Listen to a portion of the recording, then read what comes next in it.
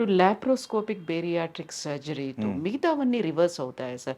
We were talking about మనకు ఉన్నటువంటి diabetes, ఒబేసిటీతో పాటుగా క్యాన్సర్, స్లీప్ అప్నియా ఇవన్నీ మాట్లాడుకుంటున్నాం. ఇవన్నిటిని రివర్స్ చేయొచ్చు, వీటన్నిటిని సెట్ చేయొచ్చు అంటారా?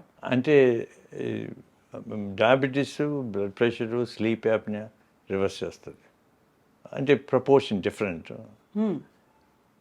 The cancers it prevents cancer formation. Oh if you already cancers చేసేది ఏముండదు, that's you have to deal with it. Sometimes మేమేం చేస్తామంటే క్యాన్సర్స్ ఆఫ్ కోలాను వాళ్ళు మరీ పెద్దోళ్ళుగా ఉంటే వాళ్ళు ఆపరేట్ చేయలేరు. అందువల్ల 3 months ముందు we do the bariatric surgery, make them fit and do that. Cardiac transplant ముందు అట్లే చేపిస్తాము. సేమ్ థింగ్ కిడ్నీ ట్రాన్స్ప్లాంట్ వాళ్ళకు చేస్తాము. వాళ్ళందరికీ ముందు బ్యారియాట్రిక్ సర్జరీ చేసి తగ్గితే then they can do the other surgeries. ఇప్పుడు నీ రీప్లేస్మెంట్ సర్జరీ చేస్తారు, ఎందుకంటే ఆర్థరైటిస్.